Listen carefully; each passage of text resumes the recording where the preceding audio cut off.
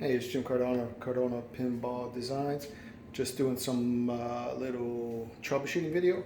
Um, this video it applies to both uh, my kits, No Good Gophers, Battle for the Green, and Black Rose. They both use the same fast boards, so it applies to both of them. So I just want to show you what it's supposed to look like when this game boots up. So right now I'm booting up.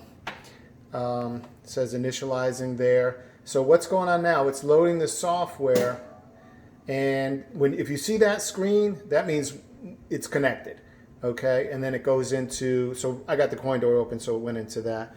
But it'll always say that initializing, and then during that initializing, what's going on is the CPU is trying to communicate with the fastboard. The fastboard, so it's a little different than what you would think. You would think that the fastboard's just a controller, like an interface controller, but it's not. It actually has its own CPU on it. And so it's kind of unique. You have to establish these connection between these two CPUs.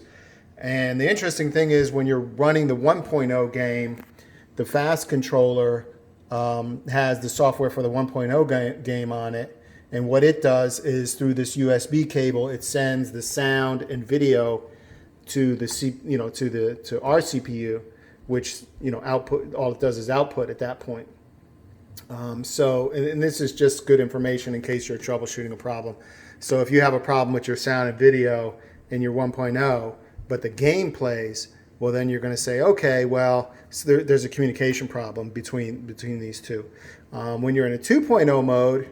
And when you're like in a tracked or the service mode and you're just booted up, the CPU is running all the code and it's communicating with the fast board, and the fast at that point is acting like an interface. But there is code on that board that does some things, okay? So without the fast board, it's not going to work. So we have two USB cables here, 1, 2.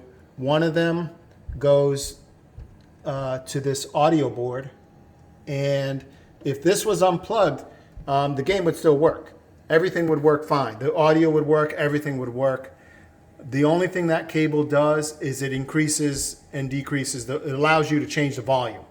Okay, so whenever you go into service mode and you change the volume, the CPU sends a signal to this board, and you'll see a little light come on when it's communicating to change the volume. But otherwise, I could unplug that right now and the game would play fine. You just couldn't change the volume. The second USB cord goes over here to the fast controller. And this is one thing that I'm not a big fan of. I've heard some complaints about, but it's designed the way it is, which is that it plugs in over here.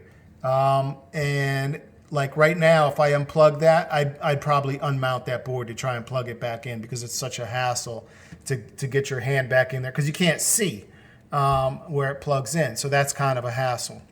And I've had several customers who they tried to plug that USB in, because that's a micro USB. So the micro USB, it's like a USB A. So it's like a D shape, so you can only put it in one way. Well, you're supposed to. You're supposed to only put it in one way. What we've had happen is we've had customers who forced it in the wrong way and mushroomed out that connector on the fast board and basically destroyed it. And then it was too loose, so then they realized what they did wrong. They flipped it around and plugged it in the correct way. But since that where it plugs in is all mushroomed out, it didn't hold it in nice and tight, and you would have communication errors. Okay, so that's one of the things. So and I put this in the installation video. What I recommend is plugging this before you mount the board. Plug this cable in here, then mount the board, then plug in everything else. Okay, just so that you make sure you got correctly in there. And again, if there's a problem when your CPU boots, if you can get to that past that initialization screen, that means that you have communication.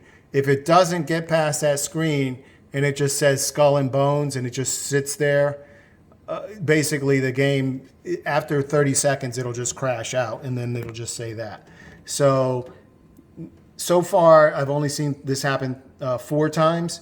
3 of those times, it was the USB cable was either plugged in wrong or the cable had failed.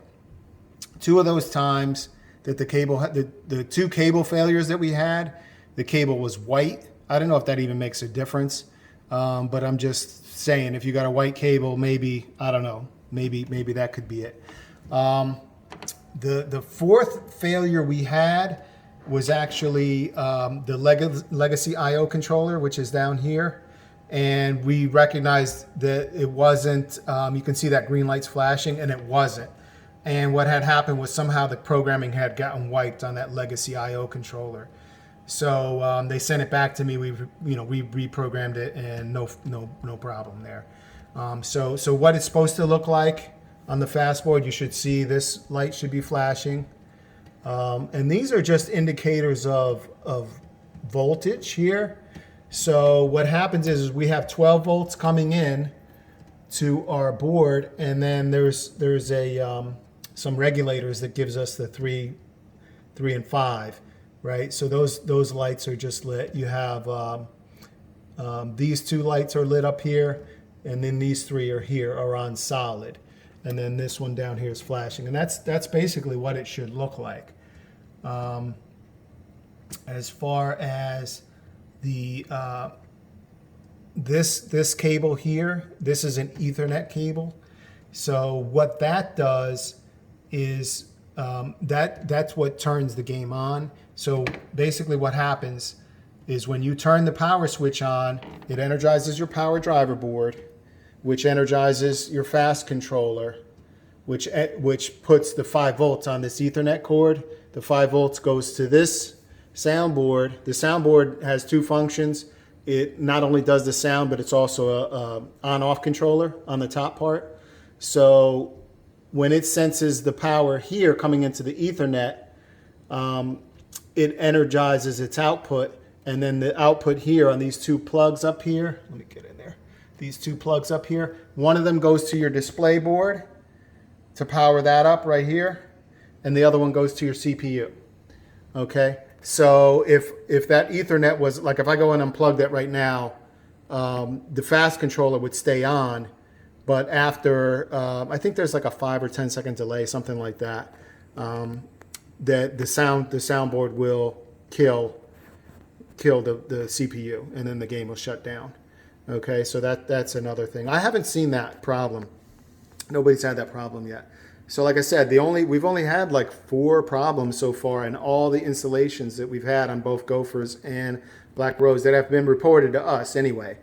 And they've all had to do with the fastboard not communicating with the CPU, either because there was a problem with the fastboard, like I said, with the programming, or in general, the majority of the issues have been that USB cord.